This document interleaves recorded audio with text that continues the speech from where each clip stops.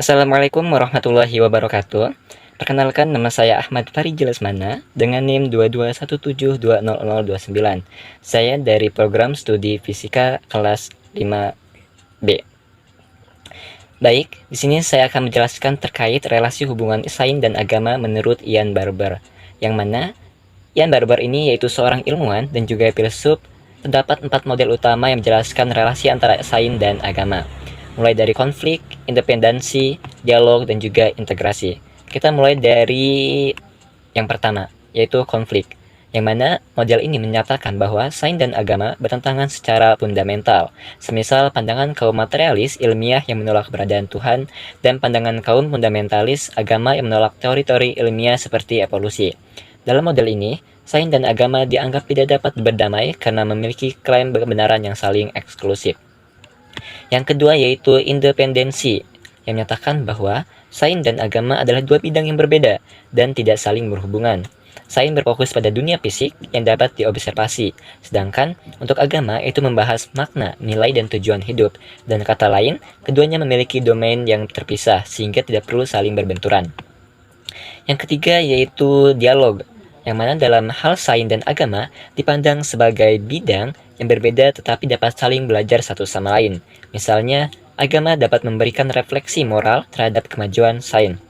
Sementara, sains dapat memperdalam pemahaman agama tentang dunia fisik, dialog yang mana memungkinkan interaksi yang saling memperkaya. Keempat yaitu integrasi, menekankan bahwa sains dan agama dapat digabungkan untuk membentuk pandangan dunia yang lebih utuh.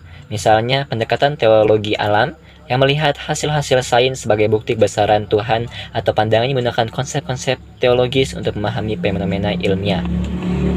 Kemudian, bagaimana sih melihat hubungan Islam dan fisika? Di sini, hubungan antara Islam dan fisika dapat dilihat dari berbagai perspektif yang saling melengkapi, yang dimana kita harus memahami hubungan antara keselarasan Al-Quran dengan sains.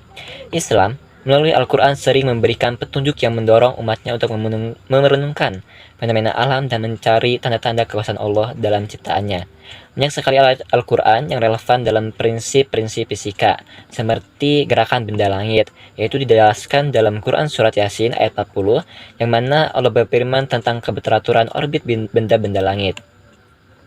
Kemudian penciptaan alam semesta dijelaskan dalam Quran Surat Anbiya ayat 30 menyebutkan, dan apakah orang-orang yang kafir tidak mengetahui bahwa langit dan bumi itu keduanya dahulu adalah suatu yang padu, kemudian kami pisahkan antara keduanya.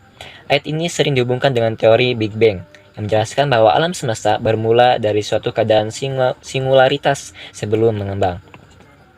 Kemudian yang kedua yaitu ilmu fisika sebagai sarana mengenal Allah atau tafakur Allah, atau tafakur alam maksudnya. Dalam Islam, mempelajari alam adalah salah satu bentuk ibadah. Fisika sebagai ilmu yang mempelajari sifat dasar materi, energi, dan hukum-hukum alam dapat menjadi jalan untuk menguatkan keimanan. Kemudian yang ketiga yaitu peran Islam dalam pengembangan ilmu fisika. Sebenarnya sejarah menunjukkan bahwa para ilmuwan muslim pada masa keemasan Islam memberikan kontribusi besar dalam bidang fisika dan sains pada umumnya. Seperti ada Ibnu Al-Haytham atau Al-Hazan dan Al-Biruni dan juga Jabir Ibnu Hayam.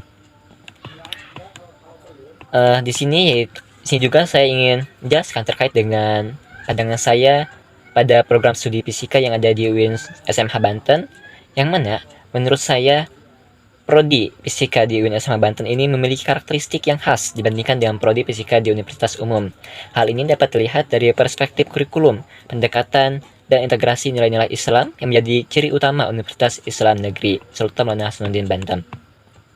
Yang pertama, kita bisa melihat dari integrasi sains dan Islam. Dalam hal ini, paling membedakan program studi fisika di UIN SMH Banten dengan program studi fisika di universitas lainnya.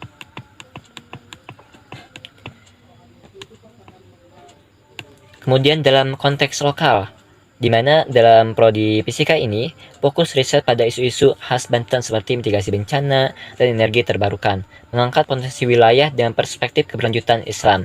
Kemudian bisa juga kita lihat dari karakteristik mahasiswanya atau karakter mahasiswanya.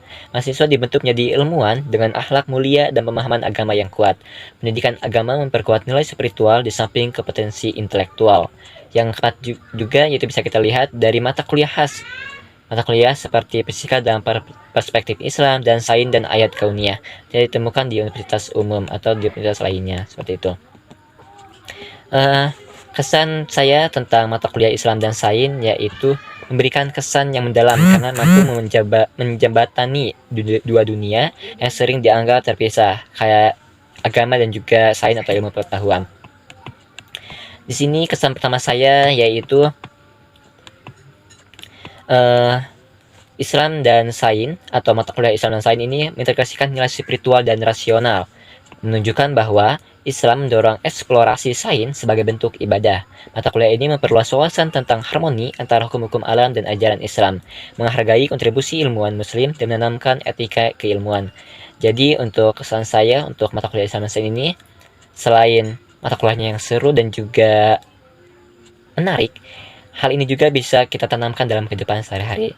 Rupanya cukup sekian dari saya. Sekian. Wassalamualaikum warahmatullahi wabarakatuh.